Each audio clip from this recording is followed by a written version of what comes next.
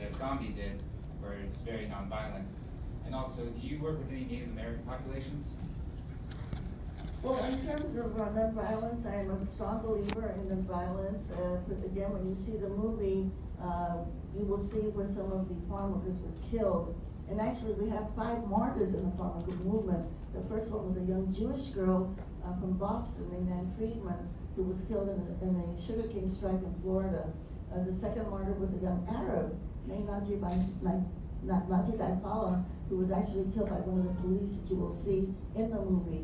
And then we had 3 other martyrs, another young man named Rene Lopez, only 19 years old, that was killed because he organized his company to vote for the Union. And Juan de la Cruz, an older gentleman, and another young man named,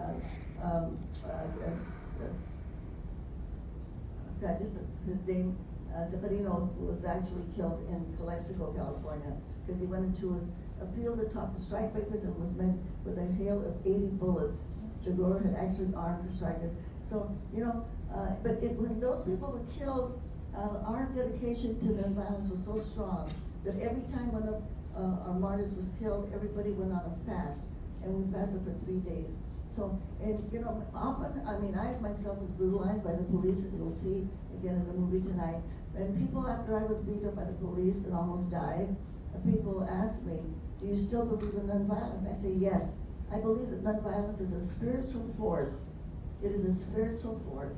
And one of the things when we first talked about forming organizations, I said my Chavez and myself, we said it's going to be a nonviolent organization, following again the precepts of Gandhi.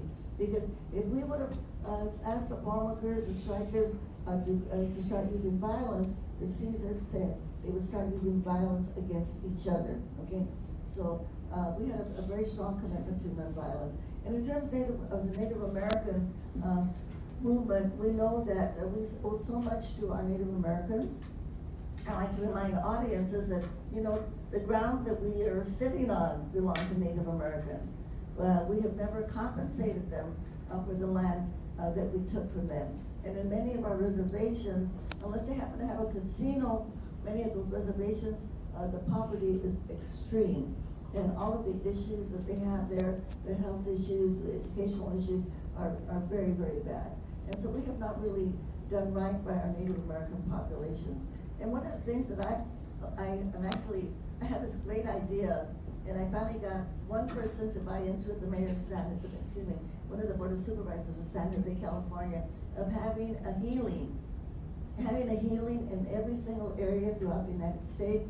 It's something like what they did in South Africa, you know, having a confessional, talk about all of the wrongs that we have done to other people, and then having a forgiveness ceremony. But I think it's got to be led by our Native American population.